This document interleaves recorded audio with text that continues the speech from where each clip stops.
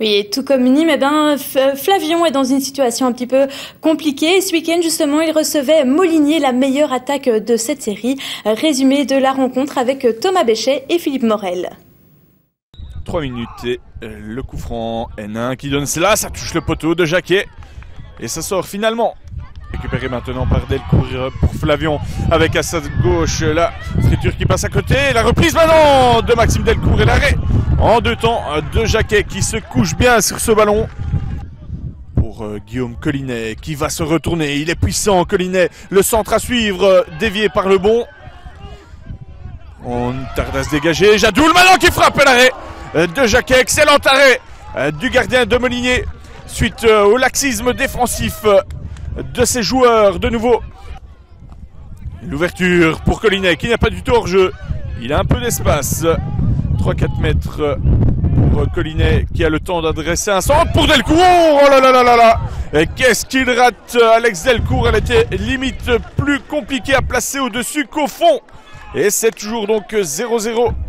De Jong, la rentrée longue comme à l'accoutumée et c'est la mi-temps ici et sur ce score de 0-0 et voilà, comme vous pouvez le constater sur ces images, le club de Flavion en avait également profité pour organiser son fan day et présenter toutes ses équipes de jeunes durant la mi-temps de cette partie.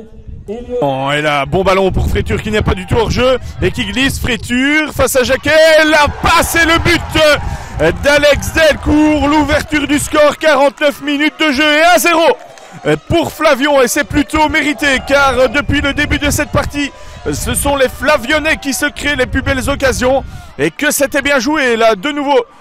Collinet, l'ouverture pour Fréture qui malgré sa glissade parvient à mettre en retrait pour Delcourt qui plante là son 5e but de la saison. Collinet et à sa droite Lamoc qui est sorti de sa zone défensive. Lamoc qui parvient à toucher le ballon. Ça joue avec Fréture. Fréture, il y a Hénin qui appelle dans l'axe et Lamoc. Ouais, c'est imprécis. Hénin qui parvient à toucher. La frappe à côté.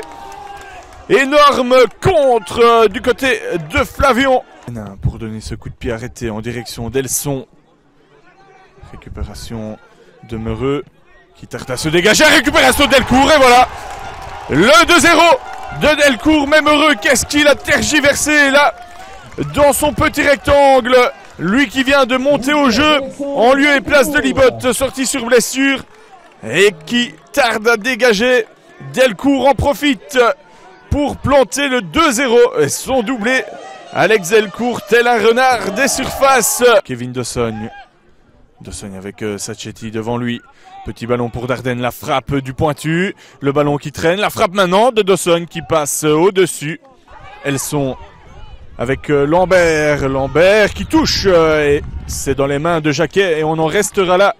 Flavion décroche son premier succès dans ce championnat de première provinciale et s'impose 2-0. Peut-être les Flavionnais abandonnent-ils aujourd'hui leur place de lanterne rouge à ACS. Moligné pour sa part engrange une 2e défaite d'affilée et devra impérativement se ressaisir dès la semaine prochaine. Score final Flavion Moligné 2-0. Tout le groupe, on a fait un gros match et tout ça. Maintenant, à part un match qu'on a aligné, qu'on a vraiment oublié, que là, on n'était pas trop dedans, c'était un match chambre. Sinon, tous les autres dimanches, on a fait notre football et tout ça. Donc maintenant, c'est à nous à confirmer maintenant, quoi.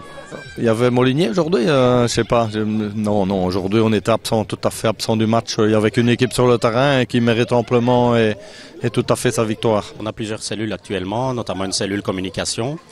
Et le fait de profiter du derby, je vais dire, ça permet d'attirer du monde et de mettre surtout en valeur nos équipes de jeunes, parce que bon, c'est important, je vais dire, le samedi où il y a moins de gens. Donc ici, ça permet de profiter de la presse et autres pour présenter nos 140 jeunes. Voilà. On reçoit dans une spirale négative ici, ça doit être une fête et on a toujours eu une bonne ambiance avec notre voisin. Allez, une première victoire pour Flavion qui fait plaisir à voir, hein, Philippe? Oui, et je suis certain qu'on fait la fête à Flavion ce soir, parce que figurez-vous que l'équipe B a gagné un match au sommet aussi à Somzé. Les deux équipes ont gagné, donc c'est encore sûrement la fête. Un très bon week-end pour le club. Et je voudrais aussi vous dire que je suis d'accord avec Yannick Collinet qui disait sur Facebook cet après-midi que les terrains de P1 Namurois et celui de Flavion étaient encore meilleurs que celui de Sarajevo hier avec les Diables. Et c'est pas peu dire, c'est vrai. Non, c'est pas faux. Allez, tous les autres résultats de la première provinciale, c'est avec vous, Philippe. 8e journée déjà là en première provinciale, et vous allez voir que après Nîmes, eh bien Rochefort et Pêche ont partagé 2-2. Foss gagne 3-1 contre Grand-Lay. C'était le match au sommet. 2 buts de Kémonier là-bas pour Foss, mais Boukamir exclu pour 2 cartes jaunes du côté de Foss. Il faudra faire sans lui encore une fois plus tard. Vous avez vu Flavion. Rennes a battu Ligny 2-1. Chez lui, Rennes gagne toujours, ou en tout cas est plus difficile à manier. Et notre ami Dehaye, l'attaquant, a évidemment marqué le but de la victoire. Le Condrusien, lui, a battu à 16 3-0. Un but de Simon, comme souvent, un but de Grégoire et un but de Leyson pour le Condrusien. Et puis le résultat intéressant du jour, c'est aussi puisqu'il y en a d'autres, mais surtout la victoire de Loyers à Ouépion avec 2 buts de Haché. Et puis Andenne, ça ne va pas encore de trop, hein, puisque à nouveau un couac à domicile contre Nanine 1-2 avec des buts de Bridou et Renard pour Nanine. Le classement, Foss est premier avec 22 points. Il n'y a pas de tranche, hein. Donc le 2e, le 3e, le 4e et le 5e iront au tour final. Pour le moment, c'est Loyers, Grand-Lay, Molinier et Ouépion.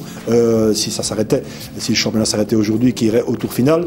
Et ce sont les 2 derniers qui descendent pour le moment. Flavion est à Cesse. Le 14e, il ne doit même pas faire attention à Namur, parce que si Namur descend, il n'y a pas un descendant en plus. Mais il faudra quand même faire attention du côté de Spi et peut-être d'autres. Mais non, Spi a gagné, donc ça ira mieux. Je pense qu'il n'y aura pas trop de descendants cette fois-ci en P1. Voilà. Soyons positifs pour Spi, hein, Philippe. Oui, mais je suis positif, hein, surtout après cette belle victoire contre Brenne.